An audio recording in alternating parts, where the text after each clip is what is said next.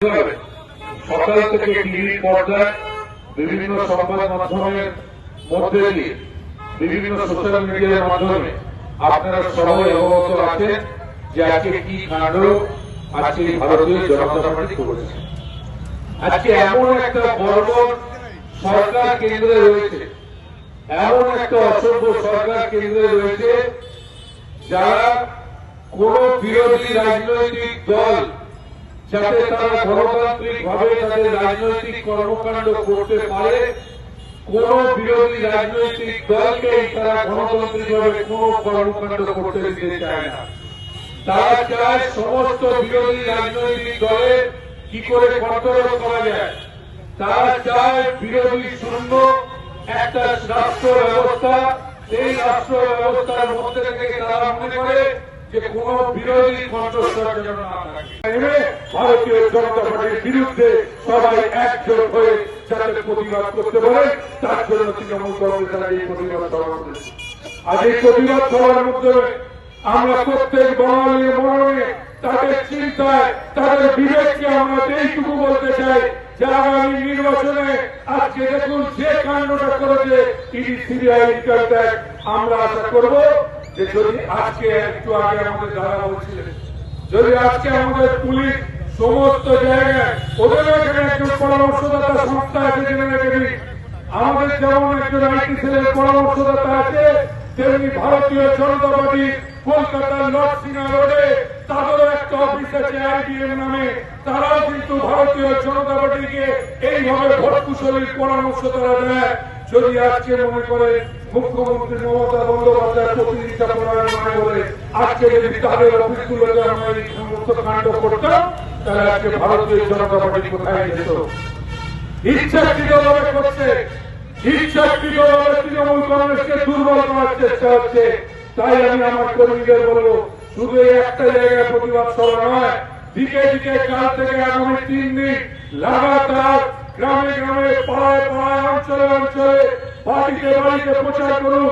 এই ভারতীয় জনতা পার্টি এই যে গণতন্ত্র হত্যা করার যে চক্রান্ত যারা করছে, যারা হিটলারি কায়দা করছে, যারা বাঙালিদের ভাতে মারতে চাইছে, যারা বাংলাকে ধ্বংস করতে চাইছে, যারা বাংলার স্বাধীনতাকে হরণ করতে চাইছে, তাদের বিরুদ্ধে চারিদিকে গর্জে উঠুন। আর আগামী বিধানসভা নির্বাচনে আর এরা এত বোকা যে এরা জানি না যে নেত্রীর নাম মমতা ব্যানার্জি। জিতবে বাংলা, এই স্লোগান নিয়ে আমাদেরকে রাস্তায় নামতে হবে। যত বড় হামলা, জিতবে আবার বাংলা। আজ নেত্রীর নাম মমতা ব্যানার্জি।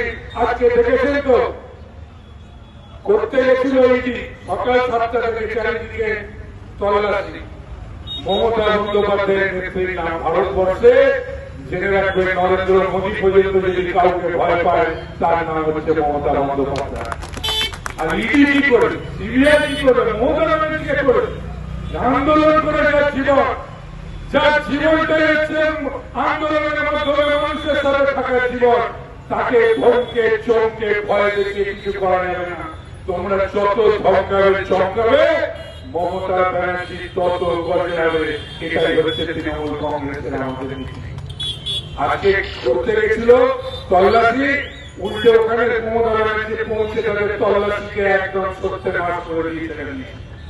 আর কি সিবিআই আমার মনে হয় না যে আজ জীবনে কোন তৃণমূল কংগ্রেসের সঙ্গে টক্কর দিতে যাবে।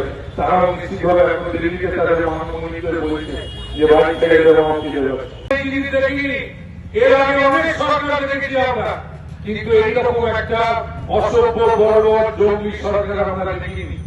আজকে ভাবুন, তৃণমূল কংগ্রেসকে টাইট দেওয়ার জন্য সামনে ভোট, 1 মাসের মধ্যে বিধানসভা নির্বাচনের নির্ঘণ্ট প্রকাশ হবে।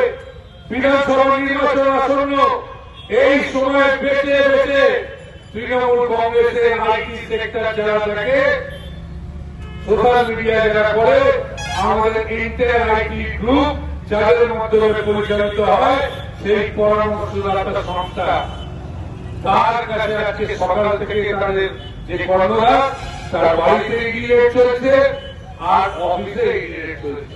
ভাবুন, বলছে পুরনো কোন কেস, আমি জানাতে চাই, পুরনো কেস যদি হয়ে থাকে 2.5 বছর ধরে ইডি সিবিআই নাকে সত্যের দিয়ে ঘুমাচ্ছিল, ঠিক ভোটের মুখে ঠিক 1 মাস থেকে মাত্র বাকি ঠিক ভোটের মুখে ইচ্ছাকৃতভাবে রাজনৈতিক উদ্দেশ্য প্রণোদিত হয়ে একদম বেছে বেছে বিজেপি অঙ্গুলি হেলানে বলতে পারি নিরপেক্ষ সহ অমিত শাহী অঙ্গুলি হেলানে আজকে এই সিবিআই তৃণমূল কংগ্রেসকে দুর্বল করবে বলে আজকে আমাদের এই আইটি সেলের আইপ্যাকের অফিসে তারা যে এই রাজ্যের নেত্রীর নাম মমতা বন্দ্যোপাধ্যায়, অন্য কোন নেতা নেত্রীর নাম নয়।